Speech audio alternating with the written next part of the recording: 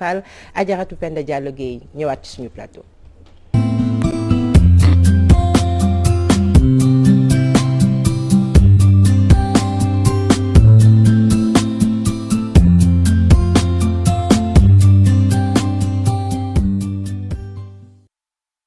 alors Moustapha tey ñu war a waxtaanee ci suñu rubrique actualité ma bàyyi la nga xuus ci waxtaan wi.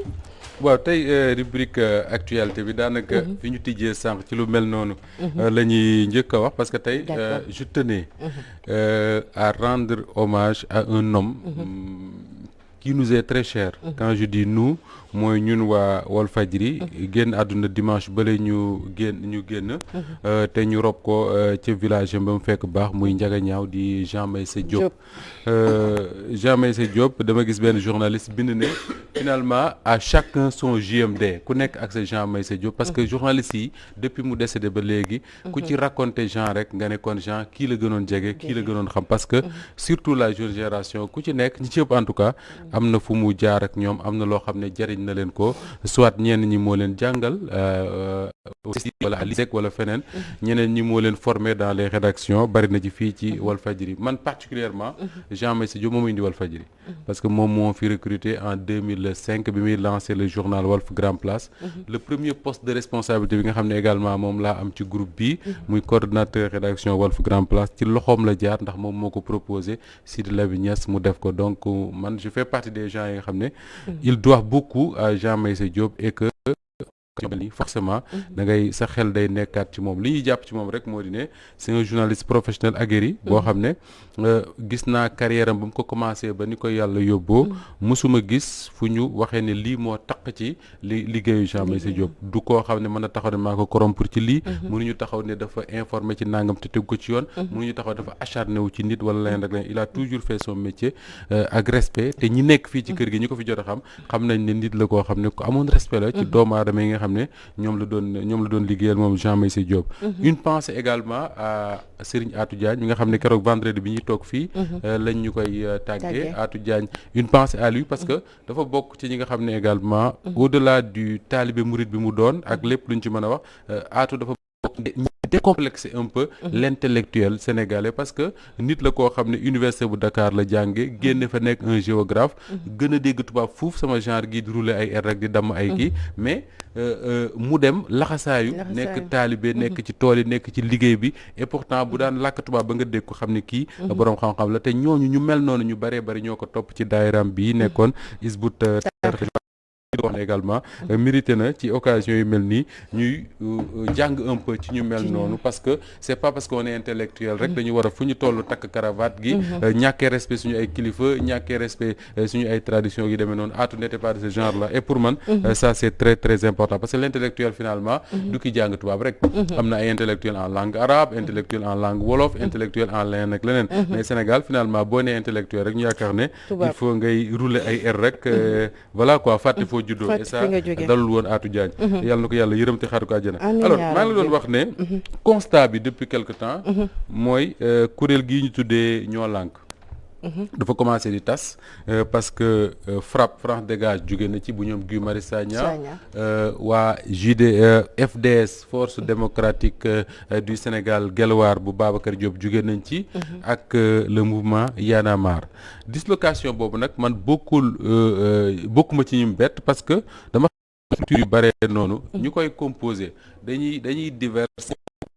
dañuy wuute ay objectif ba moyen de étincelle rek mën na ko taal ñoo lànk bokk na ci ay taaram loolu ma wax noonu te fan yi di ko daf ko wane parce que dafa def benn communiqué boo xam ne man moo ko gisee j'ai trouvé déjà que le communiqué était vraiment très très maladroit mooy un communiqué boo xam ne da ngay gis ñoo lànk ñuy attaquer le Parti démocratique sénégalais di attaquer ses positions à l'Assemblée nationale man moo ko liggéey dama ne mais attends kan ci waa ñoo lànk moo war a bind communiqué benn parce que déjà le Parti démocratique sénégalais amul benn compte bu muy rendre ñoo lànk ça il faut le dire deuxièmement structure la boo xam ne est-ce que sa vocation c'est de dire aux partis politiques nii la ñu war a def lii la ñu war parce que qu'est-ce qui reproche au PDS que ni bi ñu voté la loi modifiant la loi sur l'état d'urgence et l'état de siège le député Serigne Abdou Bara Dolly Mbacké daf ko bëggoon a attaquer devant le conseil constitutionnel mais que le PDS moo bloqué loolu ñuy attaqué le PDS sur ça tu attaques le PDS sur loo xam ne yow wóoru la parce que déglu woo leen il fallait d'abord prendre contact avec la direction du PDS laaj leen ba xam qu'est-ce qui s'est effectivement passé ils ne l'ont pas fait xëy suba rek bind benn communiqué man moo gisee laa ne lii mooy yoon mi nga xam ne ci la ñoo lànk di jaar pour tas quelques heures après j'ai vu ay yenn structures yi commencé di ko quitter te loolu moo daloon également la coalition jot na bi ji nga xam ne kii jugee na ci nu mu tudd Ousmane Sonko tey lan nga am comme opposition ki nga xam ne moo jëloon deuxième à l'élection présidentielle muy le président Idrissa Seck dem na ànd ak mburu ñu doon mburoog soow le PDS tey bi nga xam ne moom moo waroon a incarner l'opposition de fait parce que c'est le parti le plus historique le plus nangam ak nangam la appareil la boo xam ne gouverneur le Sénégal pendant 12 mois am na ay représentants un peu partout au Sénégal tey le PDS là dafa di xaw ma qu'est-ce qui se passe xaw ma lan moo leen dal mais sooy déggu da nga naan tey le PDS a des difficultés pour nga saisir un peu ses positions le PDS a des difficultés pour nga xam quelle est sa position sur les différentes questions d'actualité gisatoo leen trop dans les médias les débats le PDS moo ci gënoon a présent ci parti politique dafa mel ne place boobu ñoom dañu je ne sais pas pourquoi mais dañ ko céder un peu le Pastef ñoom nga gën a gis ñoo gën a visible dans les médias et cetera peut-être ñi ngi ci leneen liggéey mais en tout cas soo xoolee dans le domaine de la perception dans le domaine de la présence médiatique tey da ngay am problème pour saisir le parti démocratique et loolu c'est pas bien pour l'opposition parce que c'est une force boo xam ne damay wax ne bokk na ci les principales forces yi nga xam ne ñoo war a incarner l'opposition face au président Macky Sall beneen bi nga am le Pastef de Ousmane Sonko bi nga xam ne tey dafay da ngay déglu seen ay discours tu as l'impression que ni dañu nekk ci benn dilemme mooy est-ce que dañuy continuer ci seen anti-système boobu ñu doon wax ne li fi nekk depuis 1960 dara baaxu ci ne di leb nañu sànni et loolu quand tu le dis tu exclus des gens yoo xam ne xëy na mënoon nañ ànd ak yow dans le cadre d'une coalition gi demee noonu et j'ai l'impression que ni le Pastef dafay revenir un peu à une réalité mooy ils peuvent dire oui nous sommes anti-système et tout mais ils ne peuvent pas mënuñu bañ ne dañuy tijjeeku yeneen parti parce que le Pastef seul mënul gagner une élection présidentielle au Sénégal yaakaaruma sax ñu mën a gagner des élections législatives alors soo gisee loolu lan lay jox comme résultat Fabel mooy da ngay am un président de la République mu tudd Macky Sall qui déroule comme ni ko benn journal bindee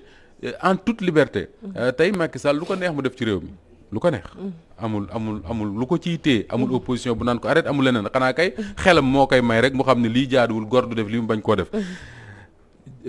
les lois yi nga xam ne moom la fi teg ay restrictions jëm ci contre le Covid gi demee noonu yépp voté nañ ko ba tey jii c'est difficile pour un parti politique mu génn ci mbedd mi taxaw difficile presque impossible muy parti politique muy organisation de la société civile parce que voté nañ fi ay lois yoo xam ne tey même le gouverneur de Dakar bu ko neexee jël ay restrictions sans problème préfet bu Dakar su ko neexee jël ay restrictions ci réew mi sans problème n'importe quel ministre peut le faire beneen bi mooy tey jàpp nañu ko mel ne Boubacar Seye tëj ci kaso bi bu Horizon Sans Frontières bi ñu ko jàppee léegi tey la mat 15 jours ba léegi à part quelques communiqués quelques conférences de presse gisoo fi benn acte boo xam ne posé nañ ko l'opposition et les organisations de la société civile boo xam ne mën nga ne ñii kat dañuy dem vers un rapport de force pour exiger la libération de Boubacar Seye gisoo ko fi te ba ci Abdoulaye Wade di toll nag nekk opposant buñ daan yóbbu nit ci kaso bi da nga gis benn doolewu opposition bu génn jàkkaarloo ak nguur gi ba Abdou Diouf daan mujj di cédé bi ñu fi jàppee les Moustarchidine Seck c'était comme ça bi ñu fi jàppee Wade plusieurs fois c'était comme ça Wade ci moom bi mu nekkee ci pouvoir am na ñoo xam ne jàpp na leen fi Madiambal Diagne da nga gis toute la presse sénégalaise les organisations de la société civile ñëpp génn di marche ba Wade bàyyi ko ak yeneen exemple mais tey Boubacar Seye nga xam ne dañ koo tëj ci loo xam ne diffusion de fausses nouvelles mais je suis désolé de dire un peu comme ça mais c'est du n'importe quoi diffusion de fausses nouvelles démb àtte nañu ki ma fi doon tudd la semaine dernière muy Samba Tall enseignant boobu nekk Podor lan lañ ko doon toppee diffusion de fausses nouvelles Samba Tall dañ ko àtte démb tëj ko 1 mois avec sursis amende 50 000 francs bàyyi ko mu ñibbi këram man ma conviction c'est que li tax mu am loolu mooy dès que ñu jàpp ko les populations de Podor les élèves notamment ñoom ñoo génne du fi dal du ci am nañ ko bàyyi wala école bi arrêté fi bàyyi nañ ko mu ñibbi déjà bañ ko jàppee ba ko procureur jàkkaarloo ma pare daf ne ko demal ba ñibbi ba jeudi nga ñëwaat jeudi mu ñëwaat ñu àtte ko bàyyi ko mu ñibbi këram 50 000 francs lañ ko amende ak 1 mois avec sursis Boubacar Seye mi ngi ci kaso bi depuis 15 jours alors on me dira oui diffusion de fausses nouvelles elle parle de mais attends fausse nouvelle c'est fausse nouvelle noo ko mën a interpréter te beneen bi mooy quand même ñun journalistes yi sax suñu école yi loolu la ñuy jàngal que ni tey su fekkoon ne man dama invité benn waaye ak ku mënti doon mu ñëw ci télé bi wax fii une fausse nouvelle waa jooju complice u Walfadjri la mais l'auteur principal du fait c'est Walfadjri parce que c'est Walfadjri qui a diffusé donc Boubacar Seye tey bu ñu ko dee topp dañu war a topp médias yi nga xam ne ñoom ñoo diffuser ces propos parce que jàppuñu ko pour fausse nouvelle dañ ko jàpp pour diffusion de fausses nouvelles c'est différent donc la diffusion Boubacar Seye moo na toog këram di wax ba déwén kenn du ko dégg mais c'est parce que les télévisions les journaux en général ñoo ko jox possibilité mu wax moo tax bu ñuy poursuivre dañuy poursuivre le média bi nga xam ne moom moo diffuser la nouvelle moom Boubacar Seye on pourrait le poursuivre pour complicité mais defuñu noonu ba léegi mi ngi kaso bi te li waral mu toog ba léegi mooy ñàkk organisation de la société civile ñàkk opposition boo xam ne mën na taxaw jàkkaarloog le pouvoir on dira que le contexte Covid-19 ak yooyu mais yooyu yëpp c'est des prétextes beneen bi mooy tey xoolal li dal waa quartier bi ñu tuddee Mbour 4 à Thiès des gens yoo xam ne on me dit que foofu forêt classée la mais forêt classée boobu ñu wax noonu mais bañ koy dagg di ko tabax mais gars yi dagguñu ko guddi bëccëg lañ ko dagg maçon yi fa koy tabax ba mu nekk ay kër nit dëkk fa tabaxuñ ko guddi bëccëg lañ ko tabax état wu Sénégal di ko xool préfet wu Thiès di ko xool gouverneur wu Thiès di ko xool ministre de l'intérieur di ko xool maire wu Thiès ñëpp di ko xool un beau jour il se lève ñëw jël ay caterpillar toj ay këri jàmbur ba mu mokk rumbux ñoo xam ne tey Fabel bi ñu ko rojee ci mbedd mi lañ fanaan les Sénégalais regardent faire le pouvoir de Macky Sall continuera à faire comme ça jusqu'en 2024 parce que en face amul dara loo xam ne moom moo ko mën a arrêter alors est-ce que noonu lay demee ba 2024 est-ce que ça veut dire que ni bu ñu àggee 2024 il se représentera à l'élection présidentielle te kenn du wax kenn du yëngatu dinañ ci wax léegi inchallah mu mel ni bala ma lay jox coach Moustapha fi nga mujjee laal léegi ñu ngi wax ne président aussi joxe na ay ordre ba nga xam ne ñoom ñi fa dëkkoon woo nañ leen pour ñu recenser waa dinañ leen recevoir mais loolu mooy yabaat loolu mooy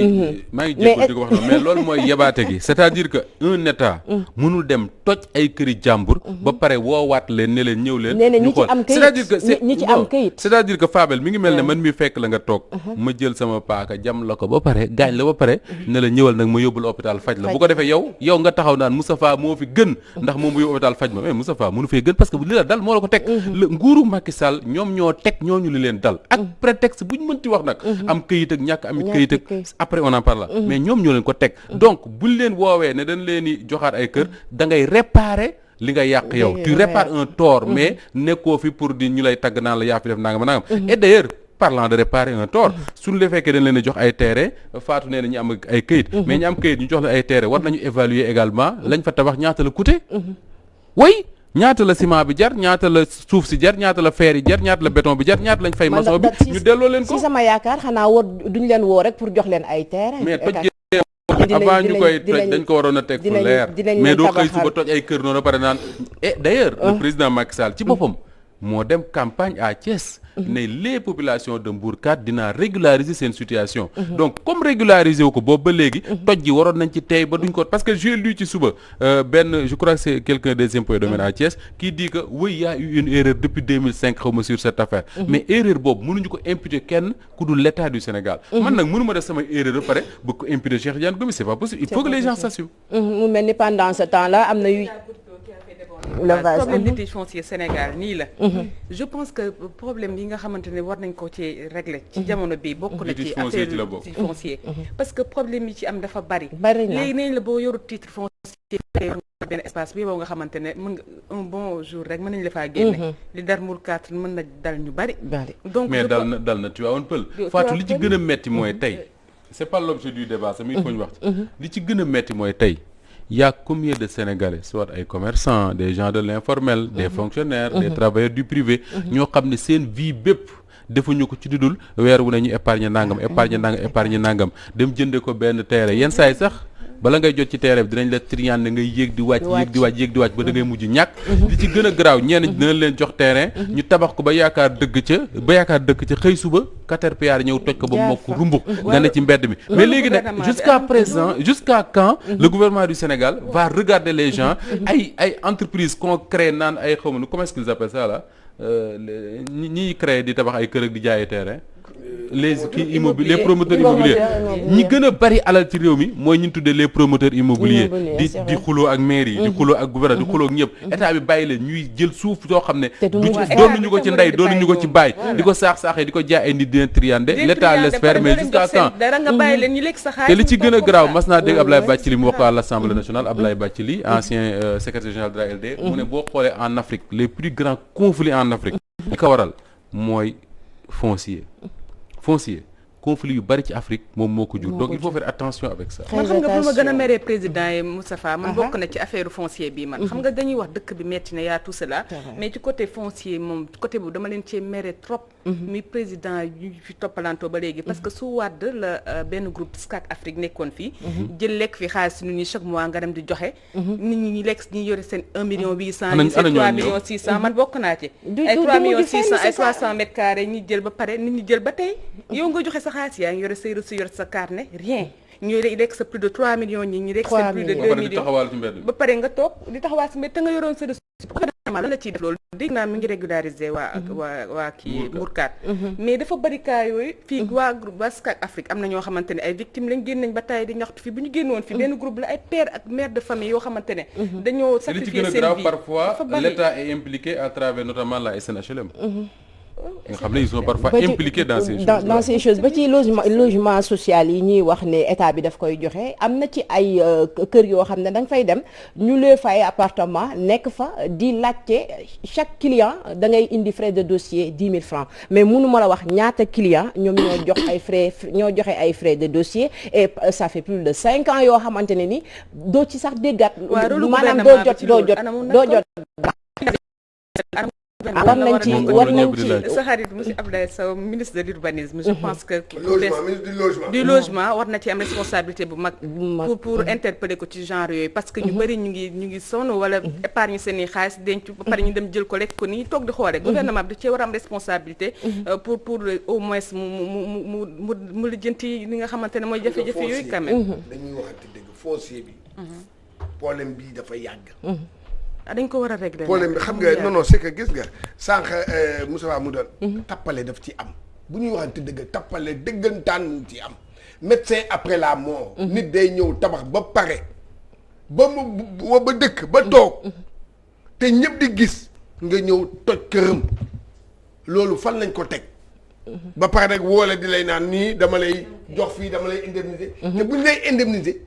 duñ la jox li nga dépensé yow c'est ça yow li nga dépensé duñ la ko jox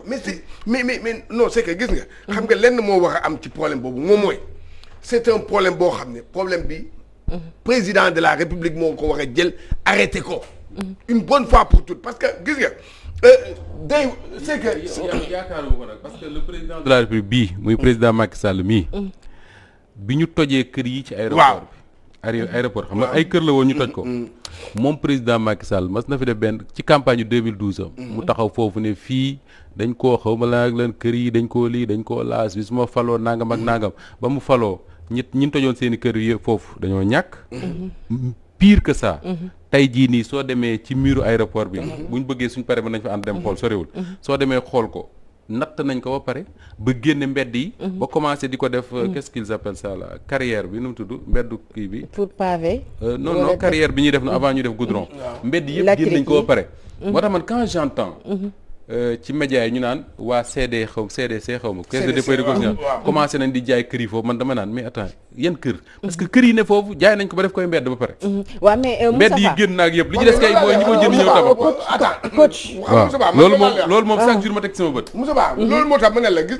nga affaire bii man lenn rek laa ci gis lenn laa ci gis moom mooy njiitu réew mi moom mii moo war a arrêter affaire bi parce que affaire bi dégg nga léegi dara dafa wóoratul imaginez léegi yow da ngay dem sax di jënd terrain sax wóorul dara wóoru ci tey jii kenn xamul xoolal boo demee tribunal ñaari yëf ñoo ëpp tribunal moom mooy divorce ak ay foncier ñoom ñaar rek ñoo fa nekk. ñoo nekk tribunal. waaw. foncier bi et puis dafa am ñoo xam ne ñoom seen yoon nekku di. ils sont couverts. mais coach est-ce que jotul tamit Sénégal bi ils sont couverts de parce que xam nga lu tax. xam nga lu tax gis nga il faut ñu bàyyi lii gis nga il faut que ñu bàyyi lii. tey jii Moustapha Diop bëgg na réew mi man mii promoteur immobilier laa damay ñëw jàppale ko léegi bu ma paree Moustapha Diop loolu la may kii damay naan dama jël ati kaay ma bindal hectare ba lay dama jël ko jëlal hectare boobu nga dem ci hectare u jàmbur dafa mel ni gars yi du ñu xool mais et puis xaw ma structure de contrôle yooyu ci problème immobilier ana ñoom dañu war a di xool ne lii fii kenn waru fee tabax mais am na lu gën a graaw mooy que xool leen rek tey jii Ndakaaru fan moo am gàncax Ndakaaru agaraar amatul gàncax àll moo fi amatul forêt mbaaw bi sax dégg naa nee dañ ko bëgg a dagg def koy armeer ñu koy dagg ndànk def koy armeer te xoolal gis nga ay armeer doo c'est n'importe quoi ce pays non c'est que gis nga ñoom xamuñu sax te li ci gën a garaaw ñi ñuy def loolu moom mooy baadoola bi nga xamante ne dafa mel ni man jàngam soriwul xëy na doolem néew na ñu ñëw buñ la signéloo kayit sax li ngay signé en général doo ko xam parce que ñu ci bëri ci ñoom boo la ne woon ana sa avocat mënuñu la wax ne am naa avocat donc est-ce que jotul tamit avocat sa faabel du mujj fenn du mujj fenn foofu nag laa bëgg interpeller ne est-ce que ñun jotul fi ñuy def suñu xaalis aussi ñu xool ko bu fekkee ne Fabel tey jii xam nga Sénégalais yi nga xam ne ñoo am possibilité di jaay nit ñi di jaay mun nañ ko jaay Moustapha jaay ko Cheikh Tidiane jaay ko kii ci même mais ñiy jënd suuf sax déjà problème bi ngay njëkk am mooy Sénégal xamuñu nu ñuy jëndee suuf xamuñ ci yenn critère moo lay wax ne bii boo ko jëndee lii moo la ci fekk lii titre foncier la lii bàyyi la lii kii la yooyu yëpp c'est des réalités tey jii nii xoolal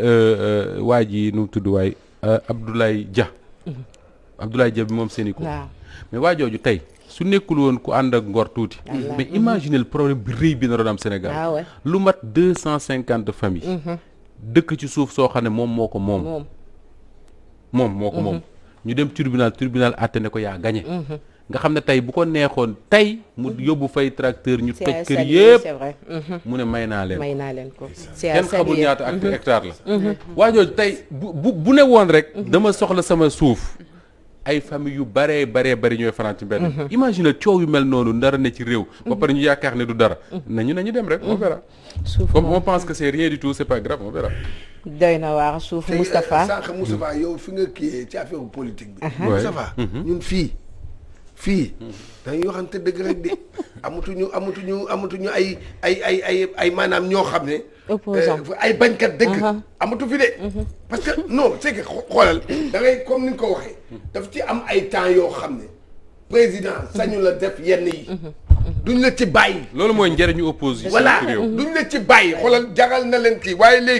léegi tappale bi daf cee bare xam nga lan la moom mooy dil bi état opposant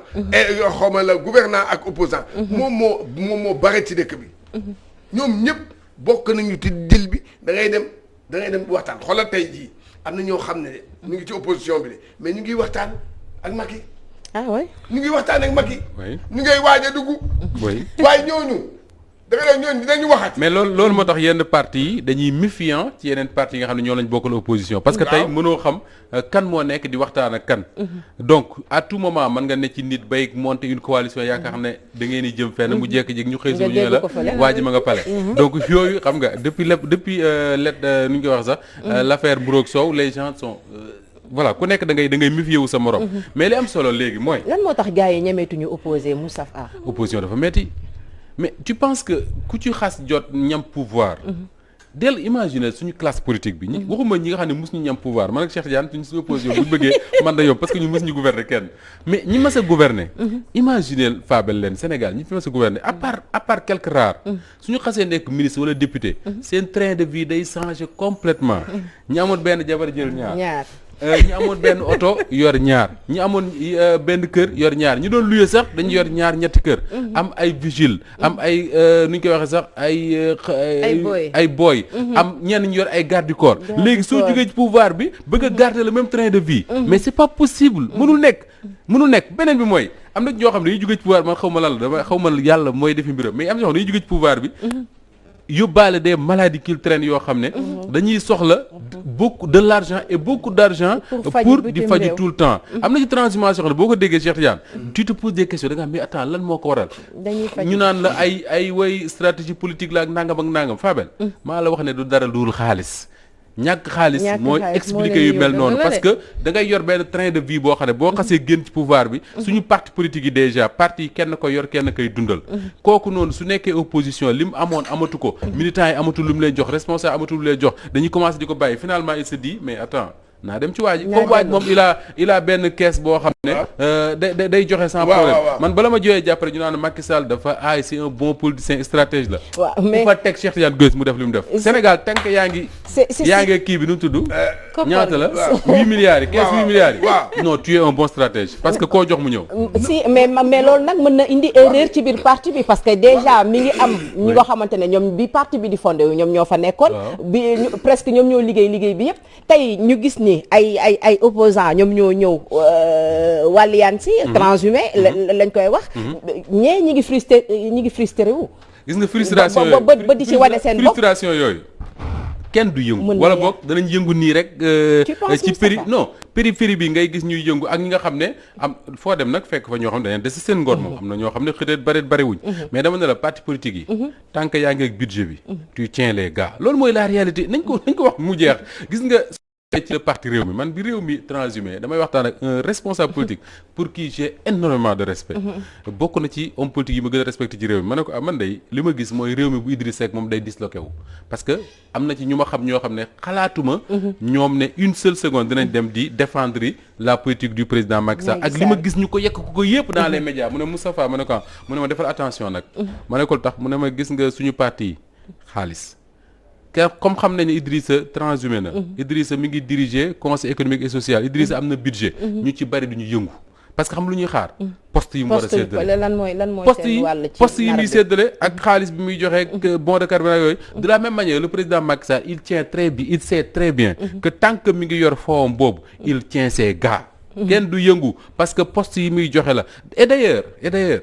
gis nga soo déggee ñenn ñi nga jékki-jékki gis Cheikh Tidiane Gomis disparaître ci médias yi nga xëy suba rek Cheikh Tidiane Gomis jël téléphone am waaye Fatou du ngeen ma invité temps yi Fabel du ngeen ma invité temps yi c'est parce que Cheikh Tidiane dafa dégg ne am na nomination yi wàññi su amee rek mun ne ci médias yi fu nañu wër fa talalal wax bu ñu leen nommé dootoo leen dégg jusqu'à la prochaine saison affaire saison la comme saison yi daw ci film yi waaw voilà saison bu jeex bu ñu tëj rek xaar beneen honnêtement gis nga li non lu leer laa la dafa nekk dëgg ba fu mu nekk nii am na benn opposant fu mu nekk nii mi ngi wër fu ñu ko invité non kooku nee na damaa sonn amatuma damay dem damaa sonn damay dem damaa sonn amatuma damay dem mais kon lan mooy avenir du Sénégal su fekkee lii ngeen wax yëpp moo danger bi nag lan la parce que ñun tamit on a besoin de comprendre parce que dama ne xam nga lan la gis nga fii modèle mooy sunu modèle politique fii moom moo baaxul lii du defar réew mi lii bi deexi politiciens yii du ñu defar réew mi en tout cas daal nit ñi parce que lii defar réew mi xam nga mooy lan mooy opposé mooy nga jël même sax dans le même parti mu am ci biir parti bi sax mu am démocratie waaye fii da ngay taw bi sax mu ne chaise yi maa ko moom siège bi maa ko moom da ngay noppi wala nga dem moo tax boo gisee comme aspiration bi sa instant bi ne opposant la ba pare nga yaakaar ne sa askan waa ka tax a nekk doo ko mën a gëmate parce que ni ngay gis ñi ni ñuy doxalee rek da nga naan ñi peut-être bu ñuy nekkee ci nguur bi après seen bopp mooy tax ñu nekk parce que loolu rek lañ fi gis bien que gis nañ ñoo xamante ne am nañ posture boobu loo wax ñu ne ay patriotes lañ seen bopp la ñuy défendre da nga am tuuti ci si ñun non am na ay opposants yu fi nekk ñoo xamante ne boo équation rek benn ci li ngay laaj noonu Fabel benn inconnu rek moom la les politiques du maîtriser te duñ ko maîtriser ba jamais mooy la réaction du peuple sénégalais à différentes étapes de la vie politique au Sénégal le peuple sénégalais a réagi ci ay occasions yoo xam ne xaaroo ko woon bi ci gën a récente xëy na mooy le 23 juin 2011 le 23 juillet 2011 pratiquement le pouvoir était dans la rue Abdoulaye Wade keroog peut-être son intelligence politique ak yooyu moo ko may mu manœuvrer ba génn ci mais bu doon beneen pouvoir boo xam ne dafa jéem forcer jàkkaarloog population bi jaayanteeg ñoom force keroog lu nekk mënoon na xew ci réew mi tey jii le président Macky Sall il peut mettre tous les plans qu'il veut opposition bi mën nañ dem di nelaw ñi ko bëgg a rejoindre ko mais ce qu'on ne maîtrisera jamais mooy d'ici 2024 bu ñuy dem ba àgg ca war a dem élection présidentielle wala valider ay candidature le peuple sénégalais moom nan lay réagir parce que ce qu'on appelle le peuple du 23 juin bi ñuy réagir c'est pas le PS moo leen réagir loo c'est pas l'APR de Macky Sall c'est pas le Rewmi c'est pas l'AFP c'est des sénégalais yoo xam ne ci ëpp sax dañ daan ñëw place de l'Obélisque soo leen waxee ban parti ngeen bu ñu ne bokku benn parti mais Abdoulaye Wade amul droit présenter à un troisième mandat donc les sénégalais yooyu nga xam ne ñoo fi nekkoon en 2011 mais changé wuñu c'est les mêmes sénégalais peut-être même d'autres jeunes ñëw nañ et loolu mooy difficulté au parti politique yi souvent mooy les jeunes yi nga xam ne dañuy am âge voter en 2024 ñoom ils n'ont pas de compte à rendre à la classe politique là nga xam ne ñoo fi nekk de transhumé gi defe noonu ñooñu lan mooy nekk seen réaction suñ ci àggee personne ne sait et malheureusement suñu classe politique bi souvent duñu jàng ci yooyu Abdou Diouf waroon na ci doy leçon parce que Abdou Diouf bi ko Abdoulaye Wade di daaneel en 2000 ku ne woon nguuram dana jeex ñu ne la déedéet pourtant Wade daaneel na ko avec l'aide de ñoom Djibo Ka Moustapha Niasse ñi jóge woon ci PS dem rejoindre Wade ñëw ci pouvoir bi Wade c'est l'un des présidents sénégalais yoo xam ne dama naan je ne sais pas mais président la boo xam ne il pouvait tout se permettre c'est le seul président au monde bu ma sa taxaw ne maa waxoon waxet c'est-à-dire que tolloon na foo xam ne yaakaaroon na ne sénégalais yi jàpp nañ ko jàpp boo xam ne mën na def lu ko neex dara du xew loo ci gis en 2012 mu daanu le président Macky Sall mi nga xam ne moo nekkoon son directeur de campagne en 2007 nekk son premier ministre pendant des années moom moo waroon nekk ki gën a retenir cette leçon là que ni ce pays là que je dirige les gens que je dirige mën nañ noppi seetaan ngay def lu la neex di dérouler mais il arrivera un moment boo xam ne dinañ la wax stop te doo ci mën dara mais j'ai l'impression que ni ces leçons là est-ce que Macky Sall c'est vrai que boobu Wade n'est pas Macky mais bon d'accord est-ce que Macky Sall boobu ngay wax tiré wu ci leçon mais autrement parce que tey gis nañu bu jeunes yi bëggee génn yàpp sañoo manifester sañoo génn sax wax libéral wax li nga bëgg a wax Fabel gis nga voilà est-ce que nga xam ne tëj na arrestation yi Moustapha dañuy wax dëgg Fabel booy circuler Dakar temps yi ci guddi gi li ngay gis ci alkaati li ngay gis ci gendarme li ngay gis ci militaire da nga naan mais est-ce que ñii corona rek moo leen tax a génn bii ci guddi rek dama jàkkaarloog ay policiers matul 20 mètres benn militaire arrêté ma contrôle ma woon ko sama carte de presse mu ne ma demal ma ñëw ba ci policier ma ne ko mais yow grand mu ne ma ne ko est-ce que militaires yi am nañ droit di ñu laaj suñu ay pièces d'identité d'autant que la police est là devant nous bëgguma wax fan la parce que mën nañ jéem a xam ban policier la policier mu ne amuñ ci droit amuñu droit di la contrôler parce que c'est notre travail ñun de la police parce que on est là ñu ngi lay seen donc tu te poses des questions da nga am mais attends soldats yeeg gendarme yeeg alkaati yi ne ci mbedd mi c'est pourquoi faire ku mel ne Guy Marius Sagna par exemple daf naan la Macky Sall day entraîner day préparer wu pour 2024 mais jeunes yi également ñi ngi préparer wu parce que Fabel gis nga bu la kenn nax amul char de combat amul militaire amul gendarme amul policier boo xam ne mën na téye un peuple déterminé mënul nekk ku weddi nga laaj Ben Ali Ali gouverne na Tunisie pendant des années et des années un régime militaire lu ko neex def kenn du yëngu mais benn bés dong la ñu toroxal benn marchand ambulant mu taal boppam ci la nguuram jeexee waxuma nguuram sax mais nguuru pays Afrique pays arabe yu bari ci la jeexee le fameux printemps arabe El Béchir dërëm